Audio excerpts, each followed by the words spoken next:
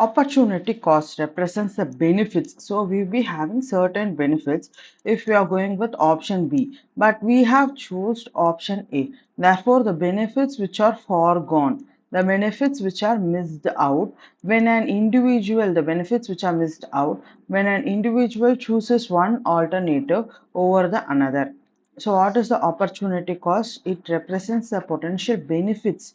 What are the benefits that an individual, so either it is an individual or an investor or business, it is going to miss out when choosing one alternative over the other.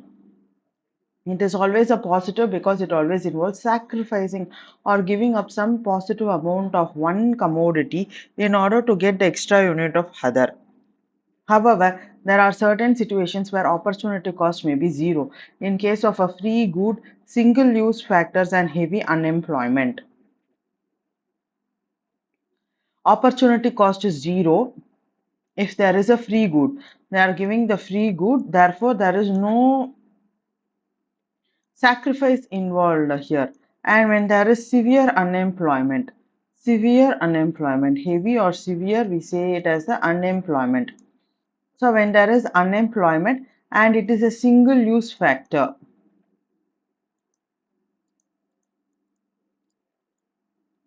right? What is the investment or capital formation? Factor owners get factor income in return for their productive services. They spend large part of their income on the goods and the services such as the food articles, clothing, furniture, housing, education, etc. They do not spend their entire income on the goods and the services. They go save some income and deposit in the banks. The banks may lend this money to an industrialist to invest in expansion of his business. This increase in the stock of capital goods in a year is called capital formation or investment. Capital formation increases the economic growth in the country. So when we are having the capital formation or when we are doing the savings, it goes for the industries and the industries are involved in the capital formation. The industries are involved in the capital formation. It increases. It is going to cause the increase of the economic growth.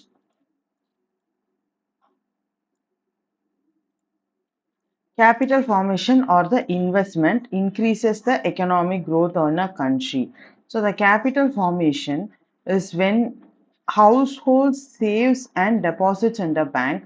In bank in turn lends this money to the investors or the companies. They use this money for capital formation, which is very essential for the economic growth of the country. Incremental capital output ratio is the measure of productivity of the capital investments in the country. Right. Now, example, incremental capital outflow ratio.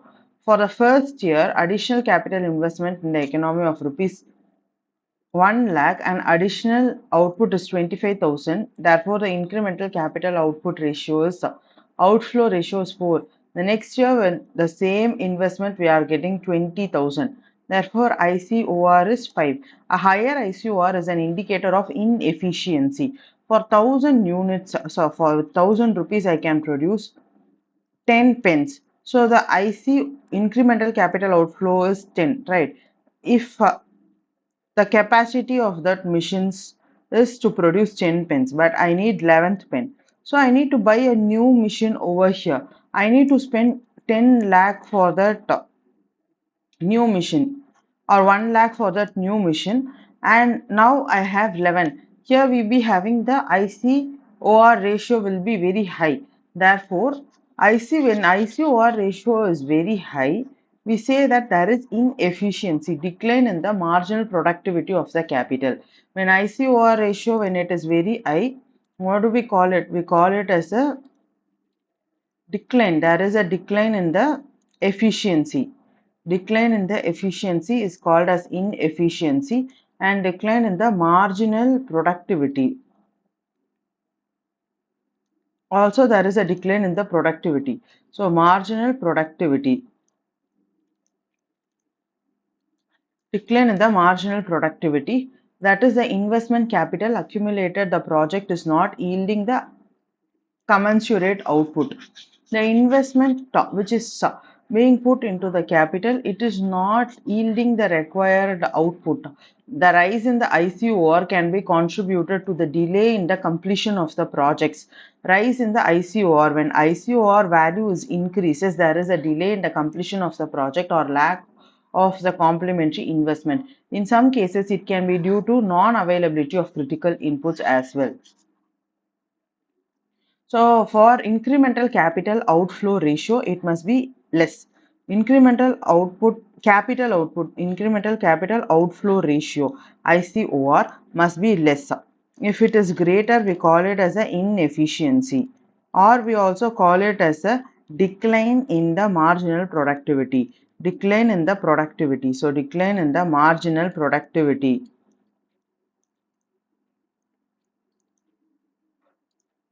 There is a decline in the marginal productivity when ICOR is greater. Now, investment capital accumulated in the projects are not yielding the commensurate output, required output, right? They are not yielding the required output. The rise in the ICOR is attributed to delay in the completion of the projects. ICOR rise is nothing but the delay. There is a delay in the completion. So we have the delay in the completion of the projects, lack of investment in itself. In some cases, it can be due to non-availability of either critical inputs. First, we have seen the opportunity cost. Opportunity cost.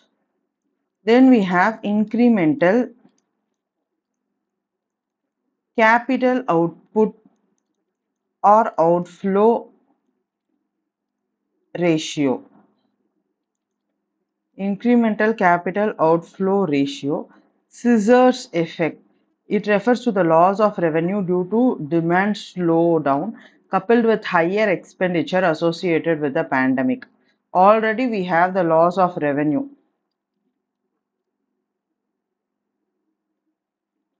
because the demand is being slow. We have the revenue, we have lost the revenue because the demand is slow, coupled with we have higher expenditure. But the expenses are high. It is what we have the scissor effect. So the first thing which is downfall is we are not having a revenue. Example, we are not having a let's say we are not having an income. At the same time, all the expenditures are also high. Why the expenditures are high? Because of the pandemic. It is what we call it as a scissor effect.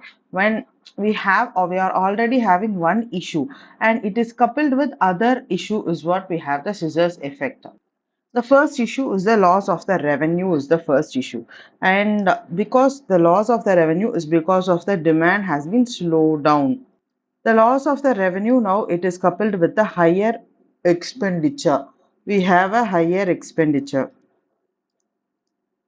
as well due to the pandemic. What are the types of the economy? In terms of the role of the state, we have a capitalism, socialism, and then we have the mixed economy. So the types of the economy in terms of the role of the state, when the state has a free market with little or no interference, it is capitalism. When there is complete control of the state, socialism, and mixed economy, when there is a free market as well as the control over the state. In terms of the per capita income, we have low income economy, middle income, lower middle income, and upper middle income. Then we have high income. And then in terms of the nature of the economy as well, we have the agrarian economy, industrial economy, as well as the services economy. Now, what are the types of the market? Sorry, economy in terms of role of the state. We are just seeing this explanation, right? The market, or we call it as a capitalist economy. We know that it is a system in which the law of demand and supply are working as directs the. So in the market or the capitalist economy, when we are having a market, or we say we have a capitalist economy. Capitalist economy. The economy is market or it is a capitalist economy. We say that the laws of the demand and the supply is going to direct the goods and the services production. So in the market or a capitalist economy, we need to say what functions over here, right? So what functions over here? We'll be having the law. There is a law of the demand and supply.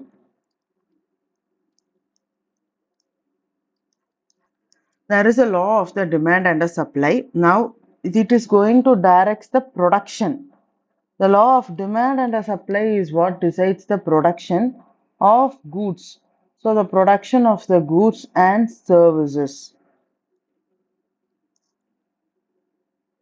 Supply includes natural resources, capital and labor. Demand includes what does supply? Labor is in the supply. Even the capital is under the supply. Supply side and then we have the demand side. So under the supply side, we are going to include the resource, natural resource, capital, and then we also have the labor. So natural resource, capital, and then we have the labor. Under the demand side, we'll be having a consumer, the consumer and his business. They demand for the business demands for the product. Even the government is demanding for the product. The labor side, sorry, in the supply side, we'll be having the labors are supplied, capital is supplied, and then natural resources are also in the supply side. In the demand side, we'll be having at an individual level, that is a consumer. Then we have the businesses and the government is under the demand side. Private ownership, and then we have private ownership is when most of the resources, goods, and the supply are private property. Freedom to use the private resources. Goods to get the most wages, rent, interest, and profit possible. Relatively competitive markets. Only those consumers will be produced, consumer goods will be produced that are in demand. Competition is very high here and the entire market is competitive. Only those products which are of high demand, that is the goods that can be sold profitably either in the domestic, a good which can be sold either in the domestic. We have a good, that good is sold in the domestic or we say in the foreign markets. Such goods are only being sold. Next we have the limited role of the government, mainly to protect the rights of the private citizens. We have private citizens, right? To protect the rights of the private citizens, we have maintain an orderly environment is the role of the government. What are the advantages? Are supply and demand are driven by the consumers and businesses. Competition encourages efficiency. Innovation is rewarded with profits. Disadvantages are not everyone can realize their full potential. Self-interest tends to rule over the concerns for the whole. Socialist economy, it is based on the government ownership of the resources. Workers' control of the government. Government is having the resources. Workers are of the control of the government and income is allocated on need rather than on resource ownership or contribution of the production. Government decides what goods are to be produced in accordance with the needs of the society. Advantages are reduction of relative poverty. First, poverty is being reduced over here. Then the benefits of public ownership. Public ownership, then we have the equal society is more cohesive. Disadvantages is nobody lacks an incentive to work. Welfare state causes disincentives. Mixed economies combines the aspects of both the capitalism and socialism. It protects the private property. Private property is protected over here. So we say that the private property is protected in the mixed economy. Mixed economy is where the private property is being protected and it allows a level of economic freedom. We get the economic freedom in the use of capital, but it also allows for the governments are interfering in economic activities in order to achieve the social aims. India adopted for the mixed economy after independence. India would be a socialist society with a strong public sector, but also with a private property and democracy. Socialist society is going to be a public sector, and with the private property, we'll be having capitalism as well as the democracy. Now, capitalism is under the Adam Smith. Adam Smith, and the book is Wealth of the Nations. Adam Smith. Whereas socialism, we have Karl Marx. We know that the capitalism is Adam Smith and socialism is Karl Marx. He spoke about private ownership, and here we have the government ownership. So, private versus the government. Private ownership versus the government, we have the ownership. Government intervention intervenes, right? No or marginal. The government does not interfere. Here, the government interferes in everything.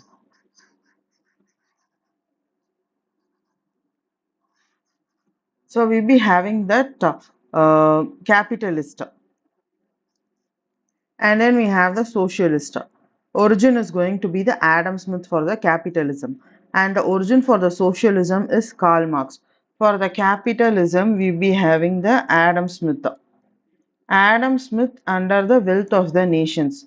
Adam Smith under the wealth of the nations, we be having the capitalist. Then we have the Karl Marx for the socialist. Here we have private and the government is ownership. Government intervention is no, and highest government intervention. Equality, income determined by the market forces and redistribution of the income. Here equality, we say that how do you have an income? The income is determined.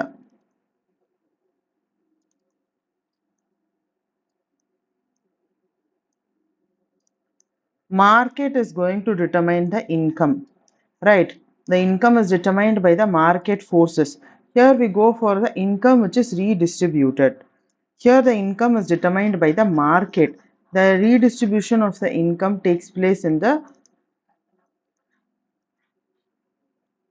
socialist economy. The prices are determined by the market and determined by the government. The equality is achieved because the income is determined by the market forces. The equality is achieved through the redistribution of the income. Now we have advantages is dynamic economy, incentives for innovation. We have incentives for innovation and economic growth. Here promotion of equality, attempt to overcome the market failure. What is feudalism? It was defined by the lords who held land and leased it to the peasants for production, who received a promise of safety and security from the lord. So, when you lease a land and receives the person who are renting the land receives safety and security from the lord. Types of economy based on the per capita income. So, these are the datas, and then we have consumer good, capital good. The goods which are on the market sale for the consumers directly. The goods are consumed directly is what we have the consumer goods. The goods are consumed directly to satisfy the wants, current wants of the consumer. Consumed. The good is consumed to satisfy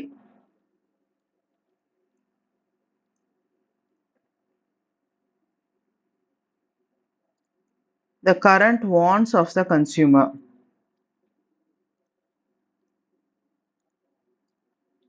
directly. So the goods are consumed to satisfy the wants of the consumer directly is what we call it as the consumer goods. Further, they are classified into long lasting is durable, and then we have non-durable. So durable and non-durable. Next we have the capital goods. Capital goods are the goods that are durable character and are used in the production process. Goods is durable, used in production process.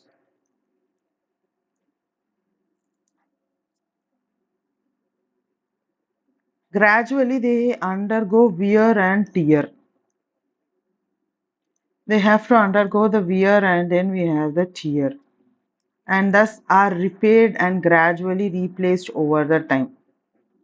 Right.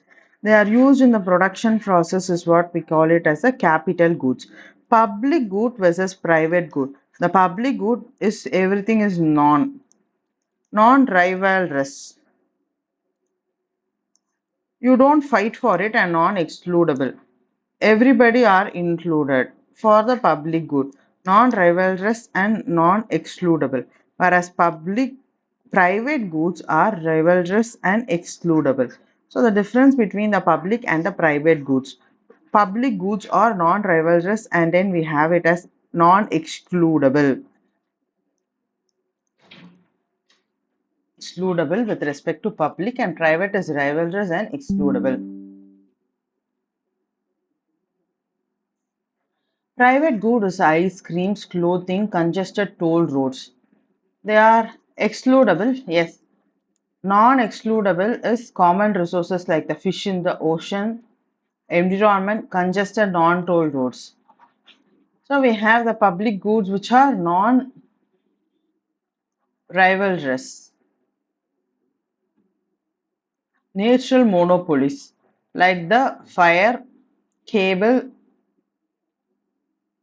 uncongested tolls. Public goods like tornado siren, natural defense, uncongested non-toll roads.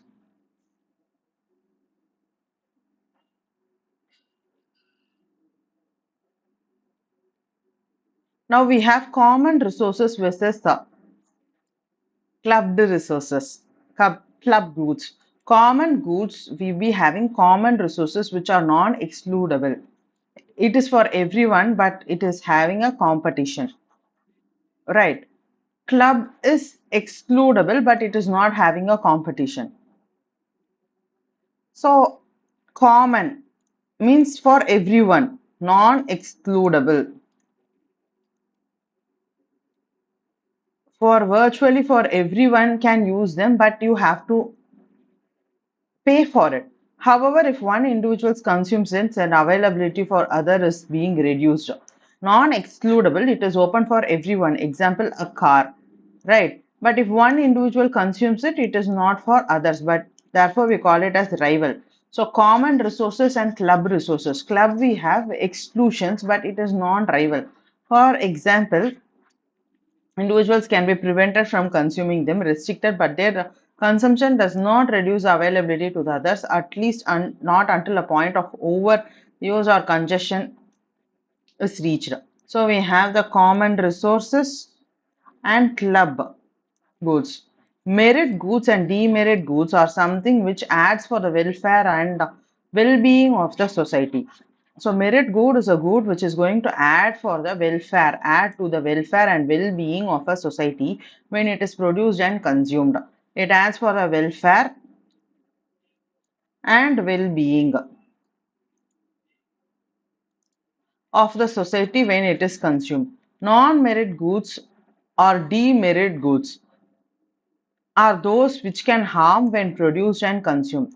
Now, example for the merit goods is a pharma company producing a vaccine for the children against hepatitis B, educational institutions, etc. Government encourages the production of the merit goods and hence they can be taxed at low rate. Demerit goods are taxed at high rate to discourage the production, so but they contribute much to the government revenue. That is why the government is hesitant to ban the product.